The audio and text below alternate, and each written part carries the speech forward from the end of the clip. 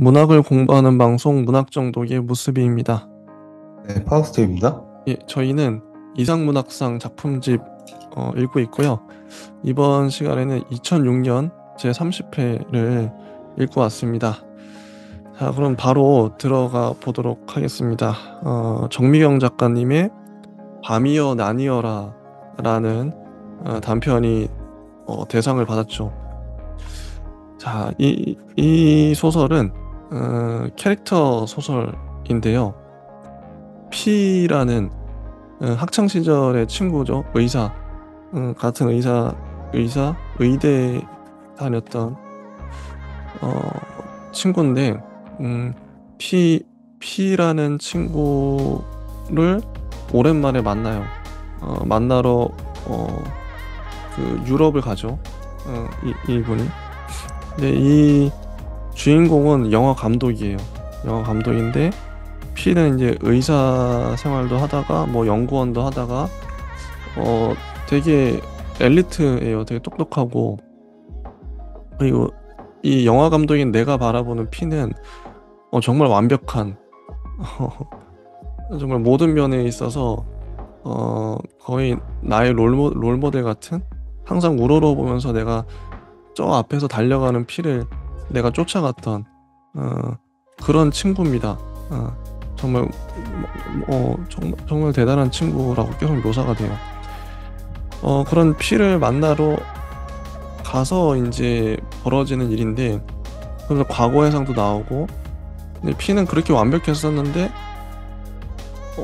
이제 의사 생활도 하다가 지금 이제 어떤 뭐 신약을 개발한다고, 근데 그 뭐 사랑 그 어떤 알약을 보고 나눠 먹으면 사랑에 빠지는 그런 약을 자기가 개발하고 있다고 얘기를 하죠, P가.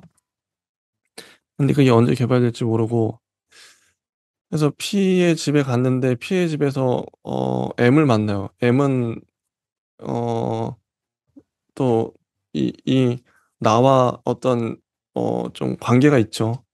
내가 좀 연모했던 그런 사람이었고, 근데 그 막상 P의 집에서 뭐 이렇게 대화를 하다 보니까 P의 진실이 드러나죠.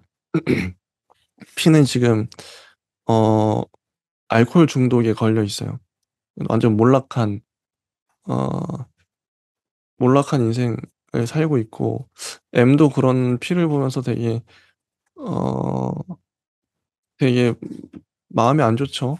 안 좋고, 그래서 M은 그곳에서 인제 그 근처에 미술관이 있는데, 거기서 어 미술 작품을 보면서 자신의 그 어떤 우울함과 그런 것을 달래죠. 이 절규라는 어 작품을 보면서 음 마음을 달래고 있고, 하여튼 뭐 이런 소설입니다. 그 파우스님은 어떻게 보셨나요? 음. 저는 아주 재밌게 읽었고요. 특히나 이제 여기서 이제 인물의 구도를 생각해보니까 우리가 하루키도 그렇고, 네. 스콧 피치데럴도 그렇고, 약간 그런 어떤 선망에 맞지 않는 천재. 얘네들이 이제 파국으로 치닫고 뭔가 카타르시스가 느껴지는 그런 서사가 굉장히 인간의 마음을 많이 울린다는 생각이 또 듭니다. 그 진짜 천재의 몰락이라고 할 수 있는, 그러니까 P라는 인물이 정말 두드러지는데 왜 몰락할 수밖에 없었는지. 근데 뭐 여기도 왜 알코올 중독에 빠졌는지, 왜 그렇게 잘 나가던 P가 음 뭐 부족함 없이 많은 사람들의 그 선망을 받던 P가 왜 그렇게 몰락했는지는 뭐 구체적으로는 안 나와요. 왜 이렇게 술을 마시게 됐는지. 어 왜 하우스님은 어떻게 보세요? 왜 P가 이렇게 몰락할 수밖에 없었을까요? 물론 여기서 이제 이유가 좀 나온다면 이 소설이 좀 더 좋겠지만, 음. 사실 되게 로맨스한 어떤 나 위대한 개츠비 이야기잖아요. 자기가 예전부터 좋아했던 뭐 30년, 뭐 20년 좋아했던 여자한테 어, 파티를 하기 위해서 그렇게 막 20년을 희생해서 그 여자만을 위해서 반대편에서 놀이공원처럼 막 꾸미고 막 굉장히 좀 환상적인 얘기인데 여기서는 그런 여자도 아니고 그리고 또 개인적인 어떤 뭐 상처나 사회적으로 뭐 자신을 뭐 질투하거나 압박을 주거나 그런 것도 안 보이고 그리고 뭐 다른 어떤 사람들이 뭐 사건을 일으켜서 자신이 거기에 빠져들어서 뭐 빚을 이제 뭐 보증을 서서 뭐 잘 이렇게 안 됐다 그런 얘기도 안 보이고 그냥 알코올 중독이에요. 여기도 보면 43쪽에 보면 이렇게 그 피해 안에 M이 이렇게 얘기하죠. "미안해. 저 사람 언제부턴가 마시기 시작했어. 그의 삶의 정점에서 왜 마시기 시작했는지는 그도 나도 몰라." 어 이런 얘기가 나와요. 근데 정미경 작가님은 왜 이렇게 처리를 했을까? 음. 어쨌든 잘 나가던 피가 어 왜 자기를 이렇게 망치기 시작했는지 뭐 어떤 허무함이었는지 뭐 잘은 모르겠어요 저도. 근데 되게 피가 하는 말들을 보면 되게 뭐랄까 아이디어가 번쩍번쩍이거든요. 이 영화 감독이 나한테 조언을 해 주잖아요. "너 나의 영화를 보고 그 영화 감독의 영화를 보고 '아 마지막 부분은 그렇게 하면 안 됐어.' 하면서 영화 감독보다 더 그 영화를 어 더 잘 아는 것처럼 얘기를 하거든요. 그러면서 이게 말을 되게 잘해요. P라는 인물은. 자기가 만드는 약에 대해서도 설명을 되게 잘하고 그리고 학창 시절에도 거의 인제 소설 그러니까 거의 포르노에 가까운 소설을 쓰면서 애들한테 막 나눠 주고 되게 뭐 개그 센스도 있고 하여튼 머리도 되게 좋은 그런 친구인데 근데 이 친구가 왜 알코올 중독에 걸릴 수밖에 없었고 몰락할 수밖에 없었나. 음 이게 참 미스터리죠. 어 '일부러 이렇게 처리를 했는가.' 싶기도 하고 사람이라서 그런가? 완벽해 보이는 사람도 어떤 좀 허전함 이런 게 있었을까? 어 싶기도 하고 '외로움이 있었나?' 싶기도 하고 그냥 추측만 할 뿐인데 예 아무튼 몰락을 합니다, 피가. 너무 잘 나가던 피가. 근데 이 소설의 초점은 그거 같아요. 이 피가 왜 몰락했는지가 중요한 게 아니라 그건 몰라도 상관없고 어쨌든 그렇게 잘 나가고 어 대단하던 피가 이렇게 갑자기 망해 버렸다. 이런 삶을 살고 있다. 알코올 중독의 삶을 살고 있다. 그냥 그걸 보여주고 싶었던 것 같아요. 그런 삶을 영화 감독인 내가 목격을 하고 또 배경도 저는 이 소설의 배경이 꽤 주목이 되는데 어 이게 스웨덴인가 하여튼 거의 북유럽인데 백야죠. 밤이 돼도 어두워지질 않아요. 어 근데 어두워야 되는데 어두워지지 않는 이런 몽환적인 그런 배경이랄까? 일부러 이렇게 배경을 잡은 것 같아요. 소설에서도 배경이 중요하구나. 이런 배경에 피가 있고 그런 피를 내가 백야 가운데 내가 만나니까 이게 또 독특한 효과를 내더라고요. 음. 백야 이런 이건 어떻게 보시나요? 음. 이게가 어디 몇 쪽이죠? 그냥 백야는 보통은 뭐 전반적으로 나오는데 45 쪽에도 나오고 네. 보면 "밤이 얼마나 아름다운지 모르지. 백야가 계속되는 동안은 거창없이는 잠들 수가 없어. 밤이 없으면 잠들지 않고 일하면 썩 훌륭한 인간이 되어 있을 것 같은데 그게 아니더라. 저 사람에겐 자기 인생이 끝없는 하얀 밤처럼 느껴졌나 봐. 기억과 욕망이란 신의 영역이란 걸 너무도 잘 알고 있기에 선택했겠지. 저 사람은 그림자를 찾고 싶어 하는 거라고 생각해." 뭐 이런 애매의 목소리도 나오죠. 베개라는 그 배경이 정말 중요한 것 같아요, 이 소설에서는. 전반적인 분위기를 잡아 주고 어 음. 어 어떻게 보셨나요? 왜 베개일까요? 저는 이제 다양하게 이제 뭐 여기서 느껴지는 뭐 영화나 백야다. 그리고 빛이 나듯 뭐 살람된 느낌으로 이제 뭔가 명체에 천천히 고여드는 그리고 영화의 필름? 그리고 음. 뭔가 예 뭉크의 그런 이야기? 뭉크. 응.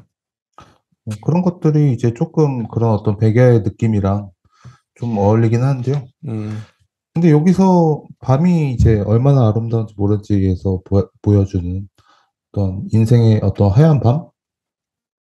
이것까지는 저도 이제 굉장히 마음에 들고 좋았는데 그 기억이나 욕망이란 어떤 부분을 사실 여기서 너무 얕게 건드리는 느낌이 좀 있거든요.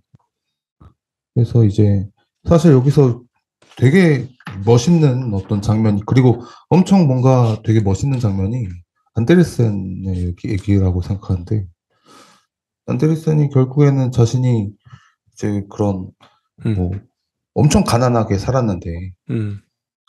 나중에 이제 그런 궁궐 같은 집에서 이제 뭐 중국에서 이제 뭐 "갇혀져서 살고 싶다." 뭐 이렇게 얘기를 하잖아요. 음. 그래서 그 얘기 나오죠. 예. 음. 그래서 원래 막 안데르센의 꿈은 그거였는데 예. 꿈이 이루어지지 않았다. 뭐 이런 얘기를 하죠. 예. 뭐 음. "꿈을 이루면 안 되는 거야." 이렇게 네, 얘기하는데 맞아요. 그 꿈이 저는 이루어지지 예. 않았기 때문에 안데르센이 동화를 쓸 수 있었다. 이런 그런 거죠. 근데 그 부분이 정말 좀 인상적이고 좋긴 한데 음.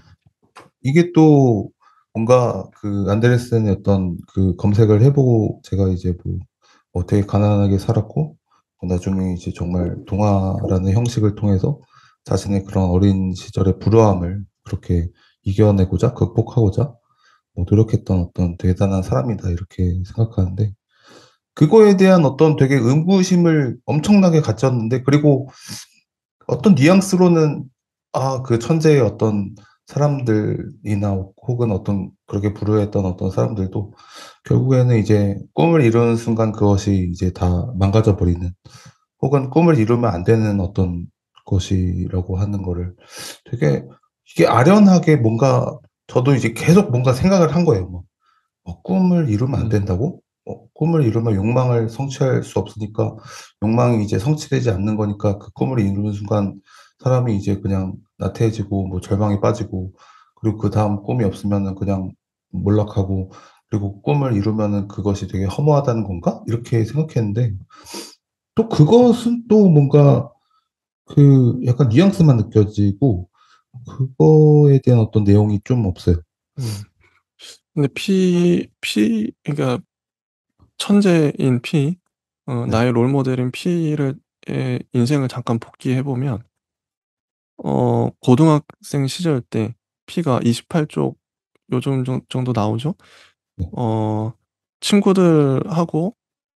친구들한테 자기가 쓴 소설 명랑 포르노라고 불렀던 그들끼리 그런 소설을 막 서로 돌려봐요. 여기 보면 피는 이미 그 글에서 여자의 그곳에 대한 산부인과적 지식을 구사하고 있었다. 일테면 클리토리스라는 용어를 써 가면서 패팅의 테크닉을 생물학적이면서도 시적으로 기술하고 있었다. 근데 이게 아이들 중에는 혼자 할 때 누드 사진보다 피의 소설을 읽으며 하는 게 더 좋다고 주장하는 놈도 나왔다. 훗날 여자의 몸을 실제로 만질 때마다 나는 늘 그의 소설에서 맛보았던 그 미칠 듯한 몽환의 느낌을 찾았지만 현실은 번번이 그가 보여준 세계에 미치지 못했다. 이 정도의 천재 작가 묘사의 천재. 그만큼 문학적인 재능이 있었던 고등학생 때 그런 친구였는데 이게 인제 선생님으로 인해서 좌절되죠. "마 선생이 자신의 뺨을 개화기 예배당 종치듯 했다."고 표현했다. 이렇게 얘기가 나오는데 이때 좌절이 돼요. 어쨌든 소설가 나름 인제 뭐 글을 그냥 재미로 썼는지 모르겠지만 나름 글을 써서 돌려보고 그랬는데 지금 피는 그 이후로 소설을 안 쓴 것 같아요. 그리고 의대를 가 버리죠. 근데 그만큼 공부를 잘했던 의대를 갔는데 의대 가서도 좀 어떤 발표를 하는 그런 시간이 있었는데 그때도 다른 사람들은 다 어 정장을 입고 어 가는데 19 쪽에 보면 아래쪽 문단에 "심사 장소의 피는 컬러도 없는 티셔츠에 구겨진 면바지를 입고 앞에 나갔다. 빈손이었다." 근데 발표는 너무 잘했어요. 근데 피가 이 심사에서 떨어져 나갔던 게 이 복장 불량. 어. 복장 불량 때문에 오만 함이 비쳤던 거죠. 오만은 눈부셨다 나오죠. 어. 그래서 채점 교수에 따라서 평가가 기복이 심했어요. 심사위원 중 누군가 그의 지나친 오만함을 사유로 격렬한 반대를 했고 그 자신의 반대를 관철시키기 위해 사표까지 첨부했다 한다. 아카데미즘의 모독에 대한 분노 뭐 하여튼 뭐 이런 식으로 P는 심사에서 떨어지고 미국으로 떠나버리죠. 자, P는 자꾸 좌절을 해요. 어쨌든 내가 봤을 땐 너무 대단한 사람인데 고등학생 때 그 소설가의 꿈이 좌절 선생님으로 인해 좌절되고 이 의대에서도 너무 훌륭한 뛰어난 발표를 했지만 복장 불량으로 이 오만함을 이유로 근데 P도 잘못한 건 맞아요. 예. 선생님도 그렇게 뭐 뺨을 좀 심하긴 했지만 뭐 포론을 쓰고 있었으니 그것도 선생님 입장도 이해가 가고 이 채점 교수 의대의 채점 교수 입장도 이해는 가요. 음. 하지만 어쨌든 피한 데는 상처였겠죠. 아픔이었을 거고 좌절이었을 거예요, 분명히. 어 뛰어난 포르노 소설을 썼지만 좌절되고 의대에서 엄청난 발표를 했지만 그것도 인제 심사를 통과하지 못해서 미국으로 떠나죠. 미국에서 또 뭐 이름을 날리는 그런 어떤 상담사? 뭐 의사가 되죠.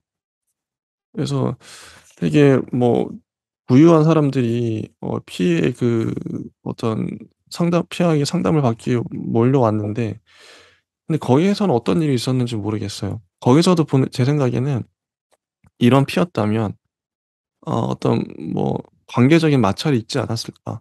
아 부유한 사람들이니까 엄청 콧대가 높을 거 아니에요. 높고 비위를 다 맞춰 줘야 될 텐데 제가 봤을 때는 이 소설에 묘사된 피라면 그 사람들하고 마찰이 있었을 것 같아요. 뭐 고등학생 때 선생님이나 아니면 이 의대 심사하는 그 교수님들하고 마찰처럼 피해액은 어떤 콧대 높은 오만함이나 이런 것 때문에 분명히 마찰을 겪었을 거고 그래서 아마 미국에서도 잘 적응을 못하고 관계적으로 그래서 유럽으로 그냥 온 거 아닌가. 그때부터 인제 알코올 중독이 시작됐다고 하죠. 알코올 중독이 시작되고 근데 유럽에 와서도 어떤 사랑을 할 수 있는 약 이 뭐 16, 17 쪽에 약에 대한 묘사가 나오는데 어 거칠게 요약하면 이렇게 말할 수 있어. "큐피드의 화살도 갖지 못했던 사랑의 동시성과 동분량 그리고 지속성, 뇌파에 작용하는 약의 효능에 의해 오직 그 한 알의 약을 나누어 복용한 사람만을 사랑하게 하는 약." 뭐 이게 되게 말을 어렵게 하죠. 자기 의학 지식을 동원해서 뭔가 그럴듯하게. 아스피린과 페니실린 그리고 비아그라가 인류가 만들어낸 3대 신약으로 꼽히지만 이 약은 그것들을 능가하는 폭풍을 일으킬 거야. 어. 17 쪽에도 용법은 매우 간단해. 두 가지 색으로 나뉜 타원형 알약을 쪼개 두 사람이 나눠 먹는 거야. 10,000명 물속에서 완전 분해되는 발포정 방식이지. 어떠한 부작용도 습관성도 없어. 그래서 이걸 먹으면은 상대방의 모든 게 사랑스러워지기 시작한다. 뭐 이런 약을 개발한다고 얘기하죠. 근데 실제 개발을 했지만 그게 잘 안 됐죠. 그래서 알코올 중독에 걸렸고 이런 피 어 근데 피가 마냥 그 그냥 어떤 꽃길만 걷진 않았어요.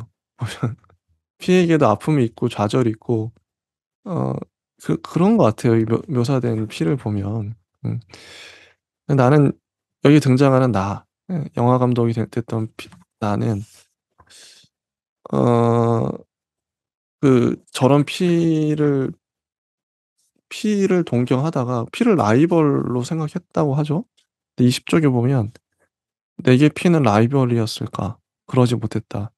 라이벌이란 강을 사이에 두고 강변의 양안을 달리는 자에서 어원을 가져왔다 했던가.' 그러면서 '그러나 나는 한 번도 피와 나란히 달려보지 못했다. 피의 뒤에서 늘 숨이 찼다.' 음 이런 피였어요. 21 쪽에 보면 '나는 의사의 길을 포기했다. 인체의 내부를 들여다보는 대신 영혼의 내부에 카메라를 들이대는 쪽을 선택했다.' 이런 거죠. 그래서 어쨌든 나는 P에게 인정받고 싶어서 일부러 인제 그 영화제 참석 겸 인제 유럽에 갔을 때 P를 만난 거예요. "야 내가 영화 감독으로 이 정도 성공했다. 어 나 잘 나간다 너만큼." 자랑을 하고 싶은 거죠. 그 P를 데리고 자기가 인제 잘 나가는 모습을 보여주려고 같이 인제 영화제에 가고 싶었는데 P가 안 가겠다고 하죠. 근데 이 P의 마음도 알 것 같긴 해요. M이 그동안은 M이 그냥 그럭저럭, 아니 M이 아니라 이 영화 감독인 나가 그럭저럭 살았는데 이제 잘 나가네? 그러니까 어떤 시샘이 들었을 수도 있고 아무튼 이런 상황입니다. 요 정도 정리가 된 것 같은데 파우스트 님은 어떻게 보셨는지요? 저는 이런 서사도 굉장히 좋아하는 게, 뭐 한강 교수님이나 뭐 아니 뭐 다른 어떤 음 분들을 보면은 굉장히 이미지로 이제 잘 이끌어 나가는 어떤 사람이라면, 이거는 인물이랑 서사로 이 매력이 이제 터지는 그런 소설이거든요. 맞아요, 맞아요. 캐릭터의 매력이 엄청나죠. P라는 캐릭터.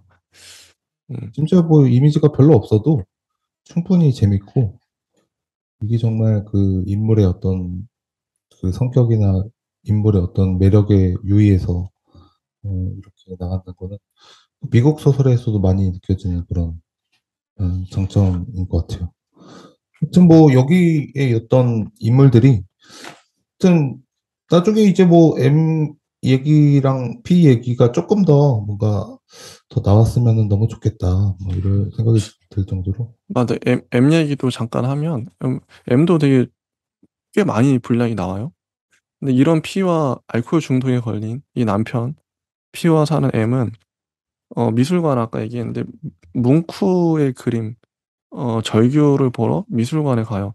그 얘기가 좀 꽤 상당히 자세하게 나오죠. 어 그 얘기가 보면 어디야? 어디 있을까? 절규라는 그림인데 뭐 36쪽 뭐 이런 쪽에 나 보면 절규는 많아. 그래서 미술관에 그 한 방이 어 온통 절규예요. 어 하얗게 칠해진 채 관람객을 위한 나무 의자 하나 없는 그 방은 온통 절규의 방이었다. 되게 많은 거죠. 절규 시리즈. 큰 교실만한 그 방이 모두 절규 시리즈로 채워져 있다. 단색파나 혹은 채색파나 조금씩 색채의 톤이 다른 회화 작품, 연필 스케치, 큰 절규, 작은 절규, 그리다 만 절규, 무채색의 절규, 붉은 절규, 검은 절규, 희미한 손바닥만한 오막을 찢을 듯한 절규. 한순간 나 역시 그림 속의 그 사람처럼 입을 벌리고 귀를 막고 싶다. 그 방은 너무 날카로워 인간의 귀에는 들리지 않는 고음역의 절규로 가득 차 있는 듯하다. 가끔 여기 와서 시간을 보낼 때가 있어. 이 남자 문구 그림을 보면 일찌감치 자살이라도 한 줄 알았는데 80이 될 때까지 살았더라고? 배신감이야? 위로 같은 거지. 가족력인 폐결핵에 대한 공포, 이상 성격자였던 아버지에 대한 두려움, 끊임없었던 정신병력에도 불구하고 그토록 오래 살다니. 가혹한 현실이 오히려 그를 붙들어 주었다고 생각하면 위로가 돼. 나 대신 누군가가 혹은 나 아닌 누군가도 들리지 않는 비명을 지르고 있구나. 그런 위안. 이런 거거든요. 이 소설은 상징도 되게 좋아요. 이 뭉크의 그림 절규 란 상징, 그리고 아까 백야, 백야라는 상징. 이게 인제 곱씹어 보게 되거든요. 절묘한 상징을 잡은 거죠. 그리고 절규란 그림이 또 중간에 누군가에게 도난을 당 누가 이 훔쳐가 버리죠. 그 도둑이. 그리고 아까 말씀하셨던 안데르센 이야기, 이런 하나하나가 되게 임팩트가 있어요. 어 읽는 사람 독자가 어 이 이거 너무 잘 맞는, 되게 좀 강렬하고 상징 자체가 음 '좋지 않나.' 이렇게 생각이 들어요. 또 파우스트 님은 또 혹시 이 작품에 대해서 하실 말씀이 더 있으실까요? 일단 뭐 저는 아주 뭐 재밌고, 음. 굉장히 뭐 이 어떤 분위기나 어떤 인물에 대한 어떤 서사가 굉장히 좀 붉게 뭔가 일렁이는 뭐 그런 색깔처럼 굉장히 잘 쓰여졌다. 오히려 조금 더 뭔가 M이나 P의 어떤 또 이야기를 또 더 보고 싶을 정도로 굉장히 매력적인 음. 이야기였습니다. 그래서 마지막은 어떻게 끝나냐면 어 48 쪽에 보면 "오슬로에는 오지 말았어야 했다." 나오죠. 그 호텔에 묵는데 피가 자꾸 전화를 해요. 자꾸 전화해서 47 쪽에 보면 "나는 모르는 사람입니다. 나는 그런 사람 모릅니다. 다시는 잠을 깨우지 말아 주세요." 이게 내가 이렇게 말해 버리죠. 그리고 마지막 문장에 "오슬로에는 오지 말았어야 했다. 피는 내 안의 불꽃이었다. 피를 모른다는 것은 피를 잃지 않기 위해서다. 잠은 우주 밖으로 달아나 버렸다. 나무들은 정령처럼 그림자가 없다. 밤은 끝내 어두워지지 않는다. 이 백야라서. 나도 저 투명한 밤이 두렵다. 하얀 밤이여 나뉘어라." 이게 제목이잖아요. 밤이여 나뉘어라. 슬픔도 아닌 것이 해안도 아닌 것이 물이 되어 내 눈에서 밀려나온다. 밤은 그제야 출렁이듯 왜곡되며 둥글게 소용돌이친다. 그리고 마지막 문장. 나는 피를 만나지 못한 지 오래되었다 하고 이게 중얼거리죠. 뭔가 좀 씁쓸해요. 차라리 그냥 내 기억 속에 피는 너무 그냥 너무너무 완벽하고 좋은 사람이었어요. 근데 오랜만에 만난 피는 이렇게 몰락해 버린 알코올 중독자인 거죠. 어 근데 이런 그러니까 추억은 추억으로 남을 때 아름답지 않나 싶기도 하고 이 결말은 혹시 어떻게 보시나요? 저는 일단 뭐 아주 괜찮은 좋은 결말이라고 생각하지만, 근데 뭐 이렇게 뭐 이런 또 비교는 아니고 사실 뭐 다양한 어떤 이야기가 또 있으니까요. 뭐 스콧 피츠제럴드의 위대한 개츠비에서는 무슨 뗏목 같은 뭐 다 망하고 나서 이제 뗏목 같은 데에서 같이 얘기를 하면서 뭐 예전에 이제 자신을 이제 뭐 키웠던 어떤 뭐 사람이 이제 자기가 이제 자수성가를 하기 위해서 이것저것 알려주고 뭐 나중에 그것이 뭐 도움이 돼서 자신이 이제 어떤 사업을 이렇게 어쩌고저쩌고 뭐 그냥 얘기하는데, 그런 어떤 뭔가 거기서 느껴지는 뭔가 울분이나 자신이 그 정말 못 살고 뭐 가난할 때의 어떤 울분과 그것이 이제 나중에 그 한 여인으로 집대성돼서 막 부와 어떤 그런 거 가치를 이제 그 불꽃처럼 이제 파하는 이제 그런 뭔가 절망이 느껴지는데, 여기서도 이제 정말 그 슬픔이나 하얀 밤이나 이런 것들이 되게 좋지만, 또 이제 피가 이제 그렇게 무너지면서 또 피의 어떤 모습을 이렇게 안 그려줘도 이거 충분히 저는 '정말 좋은 결말이다.' 음. 네, 이렇게 그러면 생각합니다. 이 소설의 주제랄까? 네. 그게 뭘까요? 정미균 작가님은 어떤 걸 얘기하고 싶었을까요? 이 소설을 통해서. 일단은 뭐 여기도 그냥 제가 느껴지는 그냥 개인적인 생각은 뭐 피에 대한 어떤 이야기를 이제 하고 싶었던 것 같은데, 그것이 이제 좀 어떻게 보면은 좀 뒤에 소설보다 되게 잘 꾸려진 어떤 이야기 보따리처럼 이게 느껴지거든요. 화자도 남자고. 어. 그래서 그런 어떤 자신의 어떤 열등감이나 이제 우월한 어떤 피라는 어떤 사내에 대한 그런 이야기들을 정말 이제 유려하게 음. 정말 이렇게 잘 쓴다. 음. 저도 그 정도의 어떻게 구조를 이제 잘 꾸미는 어떤 작가다 이런 생각이 듭니다. 음. 그죠. 대상을 탄 작품은 뭐가 뭔가 달라도 다르다. 음. 특히나 저는 대상 작품을 연달아 봤잖아요. 저희가 매해 이상문학상. 보면은 어떤 명확한 상징성이 보이는 것 같아요. 대상 받았던 작품들은 다 상징성이 너무 뚜렷했어요. 너무 좋았죠. 어. 여기도 보면 밤이여 나뉘어라 여기서는 백야와 그 뭉크의 절규 그런 상징이 정말 압도적이었던 것 같고 그 이미지 뭐 어떤 우리한테 와닿는 느낌이요. 그리고 뭐 신약을 뭐 사랑하는 신약을 개발한다. 이것도 어떻게 보면 상징으로 볼 수 있는데 그리고 피의 몰락, 인간의 몰락 이런 식으로도 볼 수 있고 천재의 몰락. 그리고 그 이전의 소설들 우리가 봤던 소설들도 하나하나 따져 보면 대상 받았던 소설들이 상징성이 너무 좋았어요, 세팅 자체가. 어. 일단 상징만 잘 잡고 들어가도 거의 이게 '절반은 먹고 들어가는 거 아닌가.' 싶기도 할 정도로 소설이 '아 이 상징 너무 좋은데? 이게 딱 절묘한데?' 요런 거 있잖아요. 어. 대상 받았던 작품들 다 그랬던 것 같아요, 특징이. 음. 자, 그러면 다음 소설.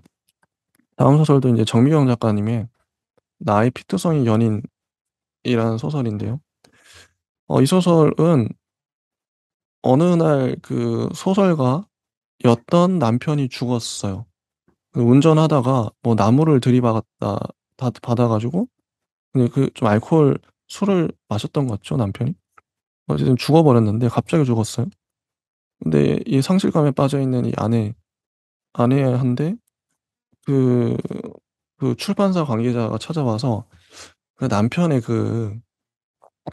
미발표 원고를 모아서 "한번 책을 내 보자." 이 제안을 해요. 근데 처음에는 좀 꺼려하죠. 원래 다른 출판사에 인제 남편의 그 전집을 인제 발간하기로 돼 있고 굳이 미발표 원고까지 모아 가지고 컴퓨터에 있는 거 모아 가지고 책을 내야 되나 이게 좀 갈등하고 고민하거든요. 그래서 아내는 뭐 우연히 인제 그 말도 있고 출판사 관계자가 또 그때 당시에 큰돈 500만 원 정도를 그 흰 봉투에 넣어서 주죠.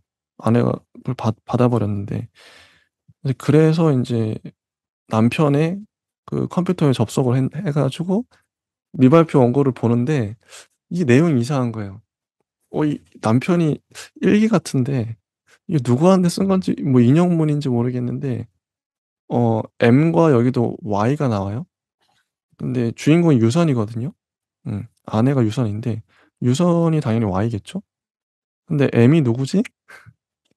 이 이렇게 '아 나 남편이 바람을 폈구나.' 아내가 알아버려요, 뒤늦게. 알아보고 엄청난 충격을 받죠. 도대체 M이 누구야? 근데 되게 막 적나라한 말들이 거의 일기에 써 있어요. 그 인용도 많이 되죠, 이게 소설에. 그래서 어 저 아내는 몸이 갑자기 간지러워요. 미친 듯이 간지러워서 긁어도 그게 낫지 않죠. 이게 심리적인 요인일 텐데 아마 남편의 바람 때문에 그러겠죠? 그래서 피가 날 정도로 막 몸을 막 긁고 가려움의 증세가. 그래서 병원에 가서 약도 타 먹고 약을 먹으면 또 졸리고 근데 그런 상황이에요 아내가. 그렇게 한동안 인제 몸이 너무 간지러워서 고생을 하다가 그리고 또 아까 출판 관계자는 계속 압박을 하죠. 어 글을 내자고. 그러다가 인제 거의 마지막 부분에 가서 이 아내는 그 거짓말을 하죠. 어. 거짓말을 인제 델레트 키를 넣어서 그 문서를 다 지워 버리기로 하고 이제 세상에 발표하지 않 않겠다고 해요. 그 사이에 갈등하는 부분도 나와요. 야 이거 남편의 이 추악한 모습을 이 바람핀 모습을 미발표 원고를 발표해 가지고 남편을 좀 이렇게 좀 어 '어떻게 좀 해 볼까?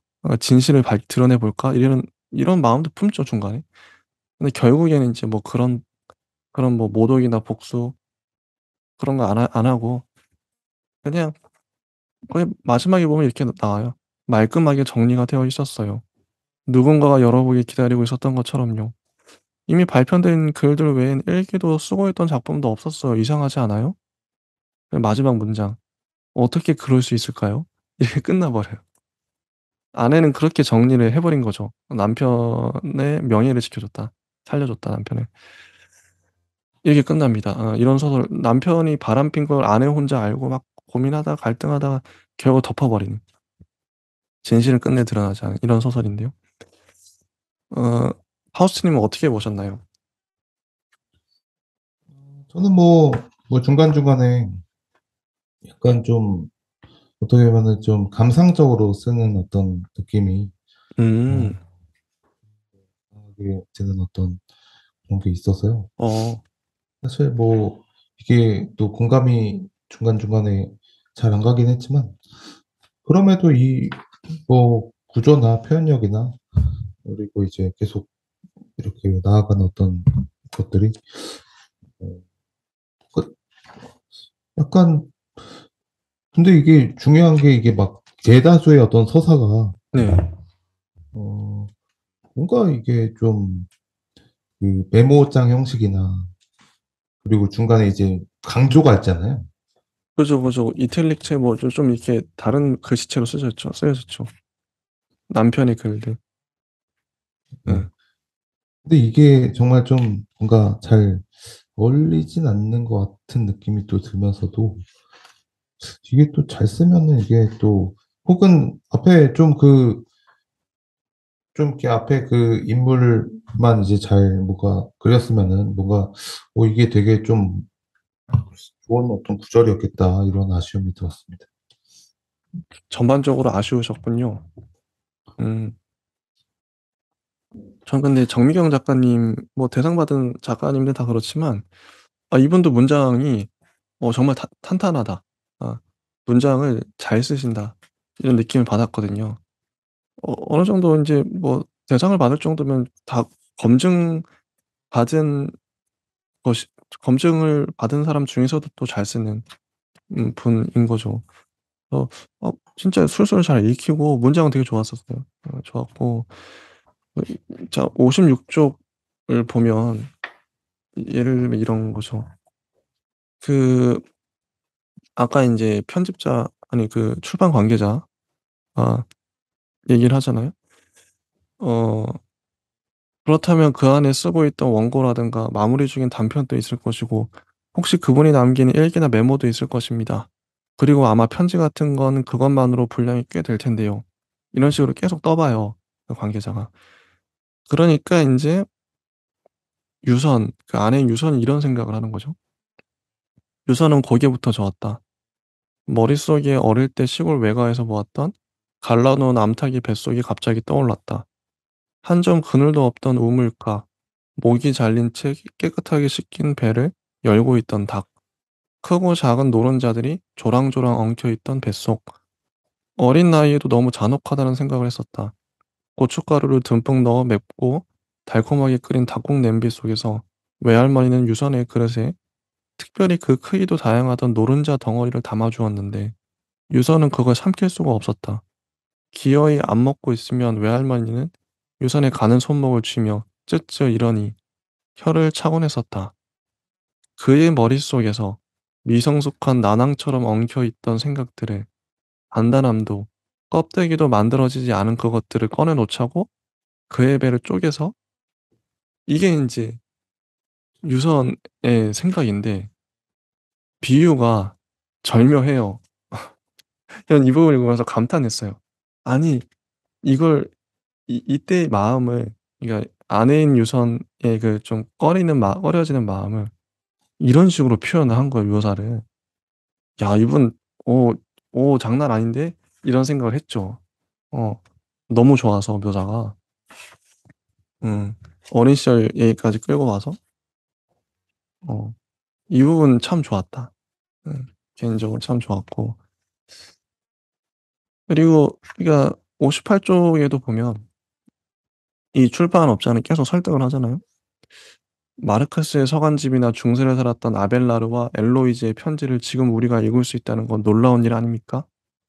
그들이 남긴 편지가 아직도 전율을 줄 수 있는 건 그것들이 오히려 대중에게 보일 것을 의식하지 않았기에 뜨거운 마음으로 쏟아낸 것들을 냉철한 이성의 시선으로 다시 수정하지 않았기 때문이 아닐까요? 김주현 선생의 글은 아름답습니다. 그가 쪼개놓은 삶의 단면들은 생생한 슬픔을 전해줄 것입니다.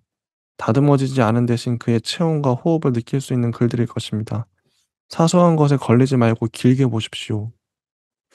무서운 속도의 시대입니다. 비정한 얘기지만 한 달이 지나면 사람들은 그를 잊기 시작할 것입니다. 올해가 지나면 아주 가까웠던 사람들 외엔 그를 기억하지 않게 될 것입니다. 사랑하는 대상을 잃었을 때의 격렬한 애도 기간은 대체로 3개월이라더군요. 그리고 59 쪽에도 사람들이 그를 기억하고 있을 동안 아직은 따뜻한 그 글들을 책으로 한번 만들어 봅시다. 그의 9번째 책이 될 것입니다. 최초의 인간이란 책을 혹시 읽어보셨나요? 까미 사후 30년 만에 미발표 원고를 모아서 낸 책이죠. 거친 대로 그의 생생한 체취를 느낄 수 있습니다. 육필로 된 교정 흔적을 바라보고 있으면 가슴속에 싸한 슬픔이 밀려옵니다.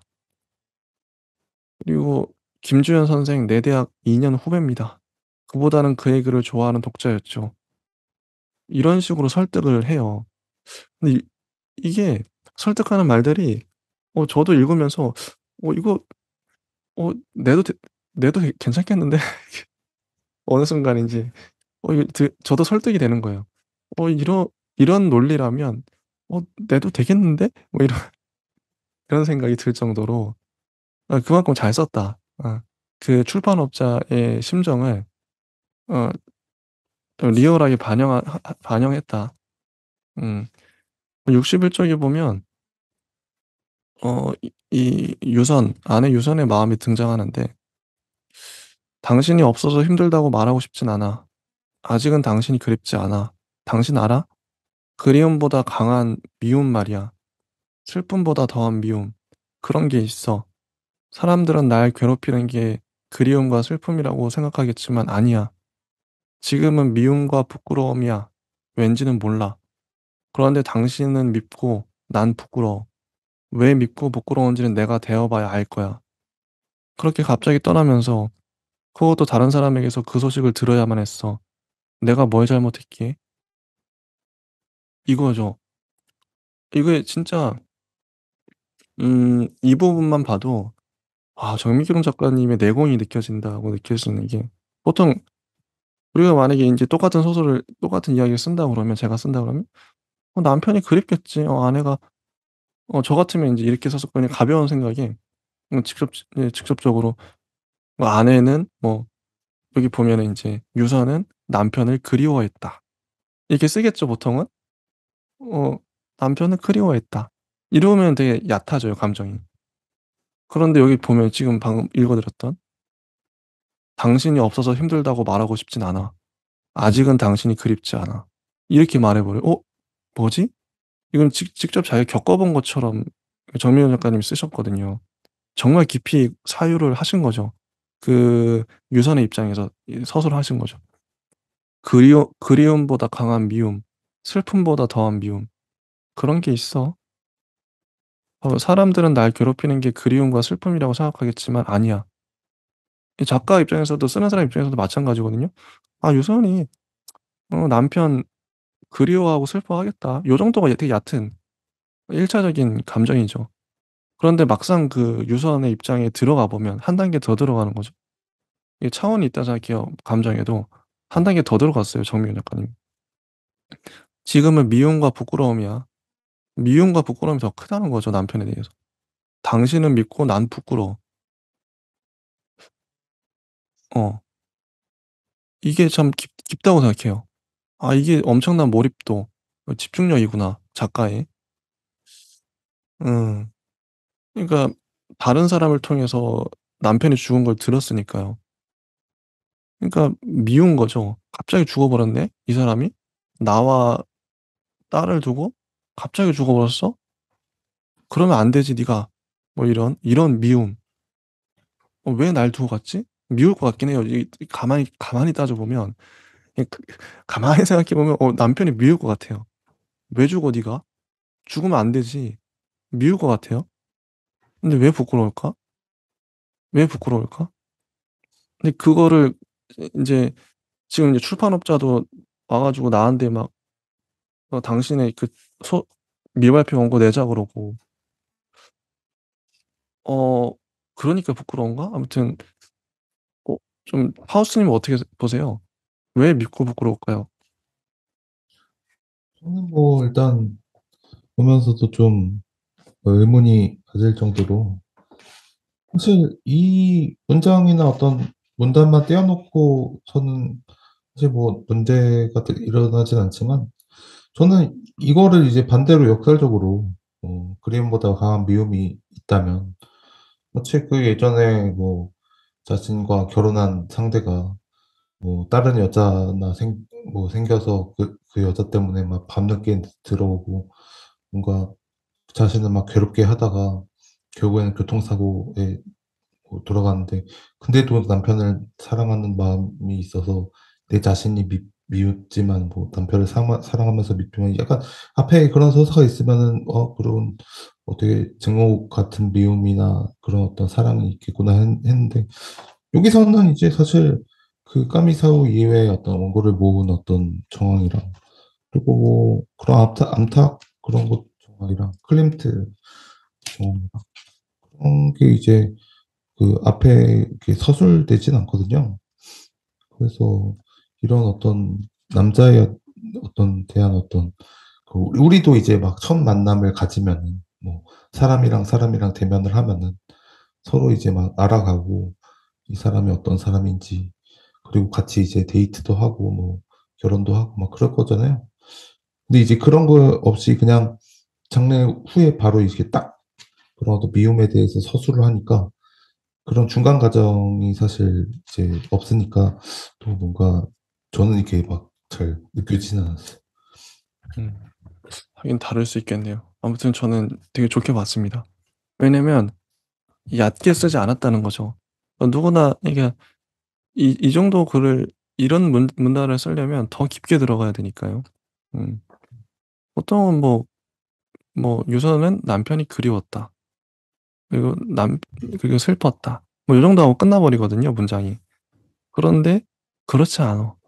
어, 그리움보다 강한 미움, 슬픔보다 더한 미움, 그런 게 있어. 이렇게 쓰니까 더 나아갔는데? 이런 부분이 참 좋게 보였고. 그 작가는 되게 그 상황 자체에 완전 빠져들어서 몰입해서 써야 되는 것 같아요. 음. 나, 여, 그 아내라면 어떨까? 이 상황에서. 이런 거죠. 그리고 인용된 66쪽, 67쪽에 그 남편의 그 숨겨둔 그 일기 같은 인용문들이 있죠. 그래서 이 부분이 이제 바람핀 정황이 되는 결정적 증거가 되는데, 우리의 생에는 두 개의 윤리가 있다. 하나는 결혼의 윤리며 다른 하나는 열정의 윤리다. 뭐 이런 식으로. 그리고 때로 M이 내 영혼의 목발 같은 존재라는 생각이 드는 순간이 있다 하면서. M은 술도 담배도 아니다. M이 내 생에서 술과 담배, 영혼의 목발, 그 지점에서 멈추어 줄 수 있을까? 뭐 이런 인용문이 있어요. 68쪽에도 나의 어디가 좋아? 모르겠어. 말해줘. 모든 게 좋아. 너의 모든 것. 그렇게 많이 고개를 갸웃하며 믿을 수 없다는 듯. 연인끼리의 대화. 근데 그러니까 유서는 알죠. 남편과 이런 말을 한 적이 없다는 거. 이때 이제 이 사람이 정녕 바람을 폈구나. 애미 도대체 누구야 이렇게 가는 건데 전 재밌더라고요. 이런 인형문들.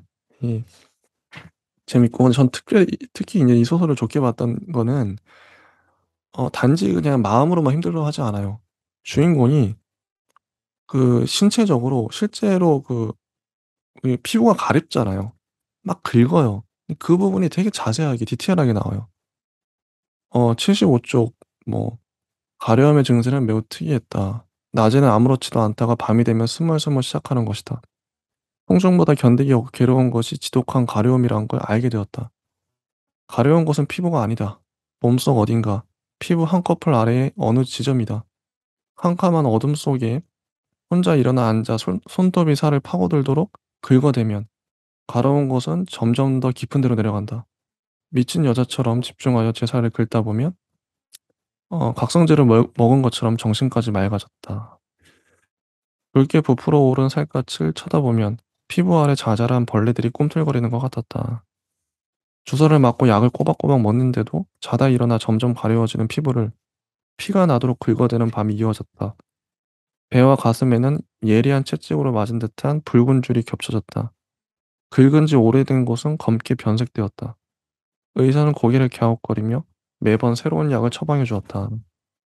이런 부분들. 아까 제가 좋다고 했던, 그래서 읽어드렸던 부분들도, 감정의 깊은 곳을, 더 건드리기도 했고, 이 부분은 특히나, 그러니까 우리가 이게 직접 써보면 이게 아는데, 보통 이렇게 되면, 아내는, 남편이 바람 펴서 슬프겠죠. 또 화도 나고, 분노하고. 근데 그런 걸 그냥 감정적으로만 표현한 게 아니라, 그냥 마음만 힘든 게 아니라, 이제 솔직히 실제 아프면 사람이 마음이 아프면 신체적으로도 이렇게 반응이 나오거든요. 이게 아내처럼 갑자기 가령 증상이죠. 이게 정신적인 부분들, 심정의 문제가 남편이 바람 피운 게 너무 괘씸하고 화가 나고 그래서 가려운 거잖아요. 이게 드러나요, 신체적으로 증상이. 이거를 포착해 놨다는 거. 정미훈 작가님 너무 좋은데? 이런 부분들. 되게 이 부분이 몸이 가려워서 뭐 처방을 받고 이 부분이 상당히 길게 꽤 많은 페이지를 할애해서 묘사가 돼요. 어. 그래서 이 부분 실제 사람이 그럴 것 같거든요. 남편이 이렇게 바람 폈는데 죽어버렸네? 근데 몰래 폈던 게 들켜버렸네? 그럼 이럴 수 있을 것 같아요, 어떤 사람은. 음. 그래서 이런 부분 전 되게 좋게 봤어요. 이렇게, 이렇게 디테일하게 표현하는구나.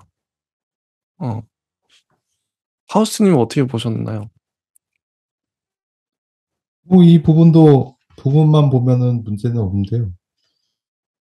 앞에 이게 사실 이 정도의 어떤 이 정원 명령을 쓰려면 인생을 1,000번이나 살아보고 싶다. 이처럼 세상이 아름다운 이거를 쓰려면 진짜 완전 앞에 이거를 이 어떤 니체 같은 무슨 말을 혹은 어떤 뭐 대장, 거장의 말을 담아낼 수 있을 만한 묘사나 심리와 그 A, B와 어떤 대화와 관계와 그 절망과 후회와 뭐 생을 앞에다가 엄청 담아내야 이게 힘이 생겨요.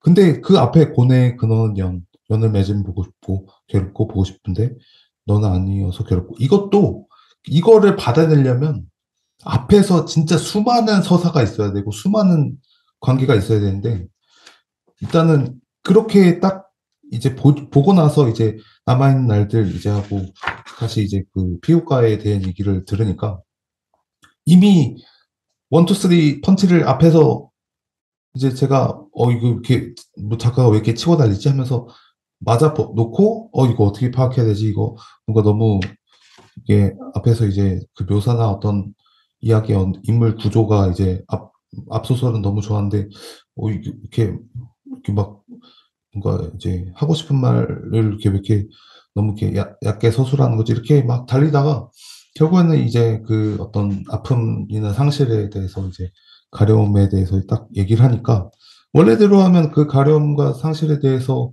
이제 동감하고 공감하고 와 나도 그랬지 뭐 우리 엄마도 예전에 이제 스트레스 받으면 맨날 막 피가 나도록 이렇게 막 긁고 여기 앞에도 긁고 막 엄마도 막 그랬지 이렇게 공감이 돼야 되는데 그거까지 이렇게 가지 않는 것 같아요.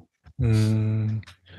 저는 파우스트님 어 이 지적도 많이 공감이 돼요.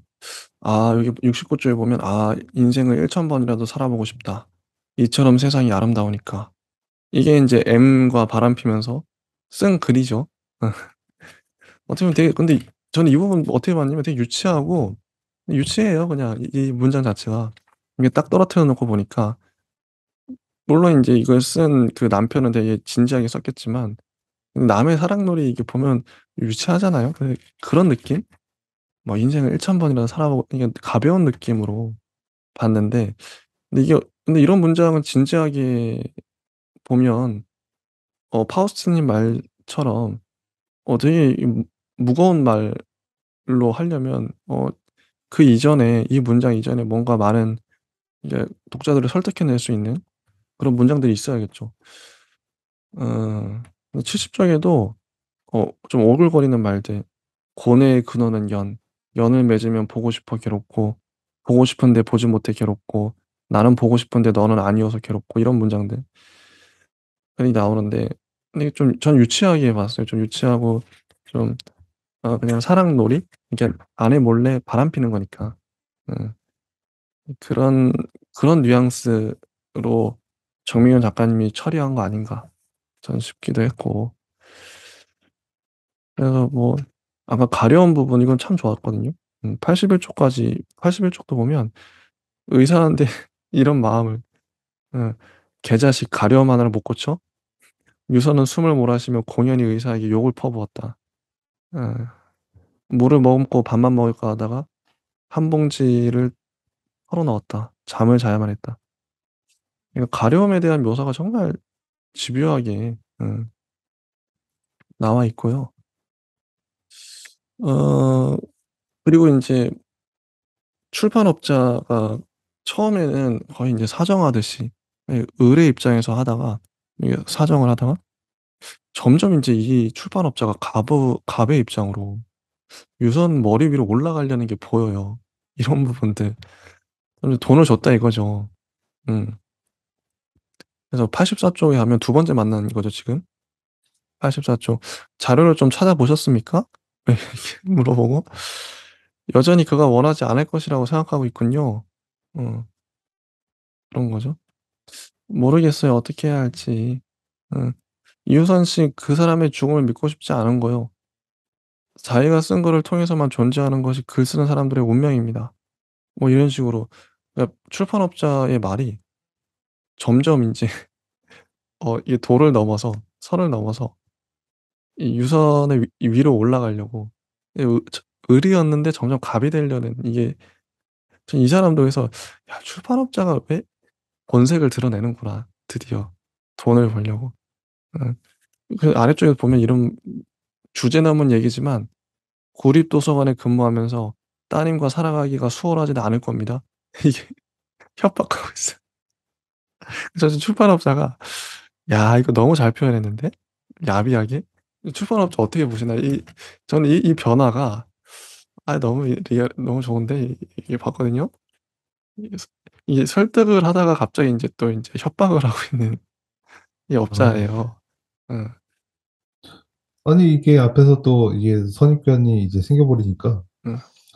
뭔가 이 남자가 정말 이제 현실에서 그런 어떤 약간 그런 인물이 아닌, 심지어 이제 막 약간 막 안경도 이제 끼고, 그리고 막 쪼금 이렇게 막 말도 이제 되게 막 유창하게 하고, 뭔가 뭐 주제넘는 얘기지만 막 이렇게 "구립도서관에 뭐 따님과 수월하게 못 살 겁니다." 막 이렇게 하면서 뭔가 이렇게 딱 뭔가 살아있는 인물이라는 다기보다는 뭔가 어. 이제, 예 앞에서 이제 막 이렇게 들어가니까 뭔가 이렇게 딱 이게 느껴지지 않는다? 음. 음. 확실히 근데 저는 뭐 어떤 건지 알 것 같아요. 이게 뭐 우리가 소설 읽다가 좀 그러니까 이게 신뢰도의 문제인데 저자를 신뢰할 수 있는가. 아 근데 어떤 부분이 그게 뭐 어떤 부분이 신뢰가 가지 않으면 납득이 되지 않으면 어떤 걸리는 지점이 어떤 소설에도 걸리는 지점이 생겨 버리면 그것 때문에 인제 모든 게 인제 흠이 보이는 거죠, 이 소설에. 그래서 정말 중요한 것 같아요. 소설을 잘 쓴다는 게 어떻게 보면 소설은 남을 설득하는 거잖아요. 특히나 인제 이런 우리가 뭐 신춘문예의 뇌도 그렇겠죠. 그 사람들은 평가자고 당연히 눈에 불을 켜고 '야 이거 잘 썼나 못 썼나 보자 한번. 맞춤법 하나라도 틀려 봐.' 솔직히 이게 무의식 중에 그러고 있거든요, 이 소설가들, 평론가들은.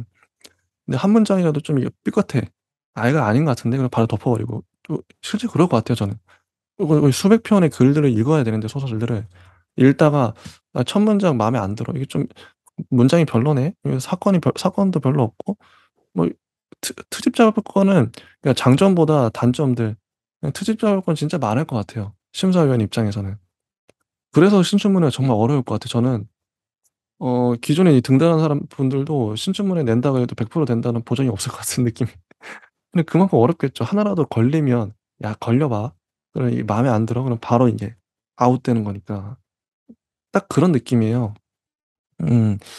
그런 느낌이고 그래서 하나 좀 마음에 안 들면 다 별로 저희가 인제 그 얘기를 할 수밖에 없는데 하우스 님이 쓰신 소설 보내주셨잖아요. 그건 인제 네. 나중에 또 저희가 따로 피드백을 하겠지만 네. 보면서 딱 저도 딱 지금 말씀드린 거 읽다가 이거 좀 어쨌든 그 부분이 어떤 부분이 좀 마음에 안 들어. 어. 그럼 전반적인 스토리가 다 그냥 이 소설 자체가 싫어지는 거예요 이게. 이게 신뢰의 문제라고 생각하거든요. 그 작가를 내가 신뢰할 수 있는가. 제가 등단 뭐 인제 이게 신춘문예의 어떤 작품을 뽑는가 뭐 이 사람마다 기준이 다를 것 같은데 제가 들었던 그 소설 창작 수업에서는 그분이 그런 얘기를 하더라고요. 어떤 사람을 뽑냐면 어 이 작가의 이 작품을 내가 뽑았을 때 그 작가가 이후에도 계속 소설을 써야 될 거 아니에요. 쓰고 어 작품을 발표해야 되는데 그만큼 안정적으로, 그러니까 어떤 주제 의식이나 맞춤법이나 모든 면에서 우리가 소설을 평가하는 모든 부분이 있을 거 아니에요. 서사를 어떻게 구성하고 이런 것들, 그러니까 모든 면에서 이 사람이 안정적으로 글을 써낼 수 있는가, 이 부분을 중요하게 본다고. 그게 기본이죠, 어떻게 보면. 일단 그런 사람을 뽑는다. 그러니까 걸려지는 사람이 많겠죠. '아, 이 사람은 맞춤법도 제대로 틀리네. 이 사람은 서사에 기본이 안 돼 있네. 캐릭터가 별로네.' 아니면 상징 은유가 별로네. 그럼 하나라도 걸리면 이 아웃되는 거예요. 다 쳐내는 거죠. 그게 생각이 나네요. 근데 진짜 그게 그 모든 기준을 충족하기가 어렵거든요. 어 그런 생각이 나고, 85 쪽에 보면 "유선의 마음속에 이름 붙일 수 없는 감정들이 지나치게 많이 엉켜 있었다. 그에 대한 제 감정이 어떠한 것인지 무엇인지 정확히 이름 붙일 수만 있다면 그것이 외로움이든 슬픔이든 부끄러움이든 미움이든 배반이든 모멸이든 견뎌낼 수 있을 것 같았다. 너무 많은 감정이 간헐천처럼 뜨겁게 예고 없이 솟아올랐다. 매번 솟아쳤고 매번 화상이었다." 이 부분도 좋았어요. 그러니까 유선이 자기 감정에 이름을 붙일 수가 없는 거예요.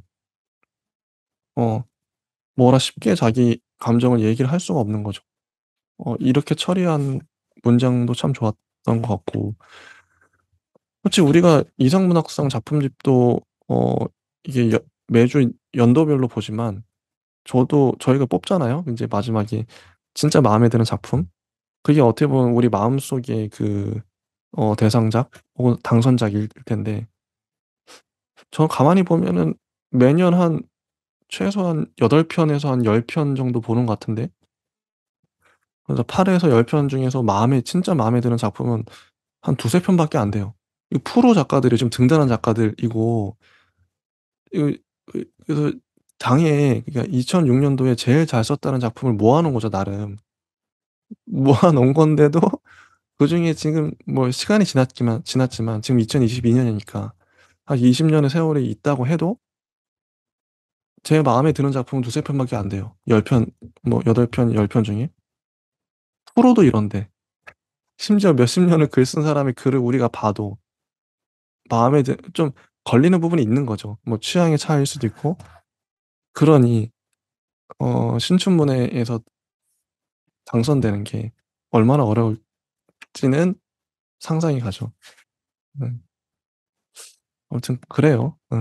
우리의 기준이 높아진 것 같기도 해요. 저희가 워낙 수준 높은 작품들을 많이 읽다 보니 음 이렇게 된 것 같기도 하고. 아무튼 그래서 혹시 파우스 님은 이 소설에 대해서 어 더 하실 말씀이 있으실까요? 아니 뭐 아까 뭐 신춘문예 얘기도 했지만 네. 신춘문예 작품들도 되게 좋은 작품들이 많아요. 음. 보면 그걸로 이제 굉장히 좀 파격적인 작품들도 있고 묘사가 되게 잘 된 작품들도 있고 그것만으로도 정말 그 자신의 인생에서 하나의 큰 어떤 업적을 이루는 그 되게 뭐 문학가에서는 뭐 '내가 쓴 게 낫겠다.' 막 이렇게 막 시기 질투하지만 사실 굉장히 잘 쓰는 뭐 그런 어떤 느낌이거든요. 근데 이제 여기서 느껴지는 그중에서도 이제 대상 수상을 한 어떤 작가들이잖아요. 뭐 다양한 어떤 뭐 요소가 이제 결정이 있겠지만 이미 이 문학이라는 세계에서 정말 이제 우리나라에서 뭐 잘 쓴다 하는 작가들이 뭐 한 10명 추려라 뭐 5명 추려라 이렇게 해서 5 인 10인 이렇게 뽑는 거니까. 그리고 이미 워낙 잘 쓰는 뭐 사람들이 이제 많고 우리나라는 또 문맹률도 없고 그냥 거의 다 책을 95% 뭐 다 읽기 때문에 그런 의미에서는 이제 굉장히 경쟁이 이제 치열하지만 저는 뭐 오히려 이게 자꾸 이렇게 좀 걸려요. 자꾸 자선 음. 대표작이 음. 그러니까 김경수 작가도 그렇고. 그러니까 대상작은 지금까지 대상작들은 전반적으로 좋았는데 어 이상문학상은 특이하게 자선 대표작을 대상 받은 사람이 대상 수상 작가가 뽑죠. 뽑아서 실리는데 자선 대표작은 별로인 경우가 많았다 이런 거죠. 음. 그럴 수 있어요. 음. 또 대상작에 또 직접적으로 비교되잖아요. 너무 잘 쓴 작품, 대상 받을 정도로 잘 쓴 작품과 어떻게 보면 좀 무난한 평작과 수작 이게 자꾸 비교되니까. 그리고 저는 이게 확실히 근데 어 2006년 뭐 이렇게 2000 년도부터 이상문학상을 읽은 게 저희한테 정말 탁월한 어떤 좀 관점을 주지 않나 싶어요. 이게 저희한테도. 왜냐면 시간이 격차가 있잖아요. 저희가 만약 2006 년에 2006 년도 이걸 봤으면 다 좋았을 것 같아요, 제 생각엔. 저희가 2022년 지금 2022 년이니까 지금의 뭐 젊은 작가상이라든지 이런 거 보면 확실히 요즘으로 올수록 작품 저는 퀄리티가 높아진다고 생각하거든요. 이게 뭐 동시대를 살아서 그런지 몰라도 지금 상 받은 최근에 근 뭐 1-2년 내에 상 받은 뭐 그 수상 작품집 보면 너무 좋아요. 뭐 따로 비판할 게 없을 정도로 그전에 비해서. 근데 확실히 이 연도의 격차가 커지면 커질수록 좀 올드하다는 느낌이 '아니 너무 낡았는데?' 요번에도 솔직히 2006년 작도 보면 너무 낡았는데? 이 서사 자체가 우리 윗연배인 거죠. 우리 어머니 얘기 듣는 것 같고 그런 얘기 많잖아요 솔직히. 예. 그래서 연배가 좀 차이가 나요. 이게 올드하다. 그래서 작가들의 꿈이 있죠. 뭐 공통적인 꿈일 수 있는데 뭐 "100 년을 가는 작품을 쓰고 싶다." 이런 얘기 하잖아요. 10 년, 뭐 짧게는 10 년, 뭐 길게는 100 년, 뭐 그 이상. 근데 그런 작품을 쓰는 게 진짜 어렵구나. 어 아직도 톨스토이나 뭐 도스토옙스키가 읽히는 이유 그분들의 작품이 아직도 뭐 100 년 많게는 또 1000년 가는 작품도 있잖아요. 야 이게 쉬운 게 아니구나 소설이라는 게. 소설의 유통기한을 생각하게 되는데 솔직히 옛날 작품들 보면 올드하다는 느낌이 정말 많이 들고요. 나름대로 좀 그 시대를 감안하면 잘 썼지만 지금 이거를 10년 후, 20년 후까지 읽힌다는 게 정말 만만한 일이 아니라는 걸 이상문학상 작품을 좀 읽으면서 전 많이 느껴요. 하우스트 님도 그러신가요? 저도 이제 동감하고요. 특히나 이제 어떤 새로운 형식이 혹은 새로운 내용을 자신이 이제 그 많은 공을 들여서 쓴다는 거는 우리의 어떤 뭐 얘기 말해서 불가능하다, 뭐 예술의 어떤 종언이다, 종말이다, 뭐 이렇게 우리끼리 그냥 얘기하기도 하지만 워낙 이제 미술계도 그렇고 문학도 그렇고 그래서 근데 사실 그거는 또 아닌 게 진짜 노에벨 문학상의 작품들을 보면은 정말 이성의 형식을 쪼개서 하는 작품들도 있고 정말 그 어떤 고뇌의 어떤 정말 이상한 형식의 고뇌를 길게 늘여붙여서 하는 것도 있고 정말 막 무한하거든요. 진짜 이 사람의 정신 세계는 대체 어떻게 된 건지 막 싶을 정도로 정말 진짜 무한한 어떤 문장의 어떤 세계를 그려주고 있는데 그럼에도 이제 우리가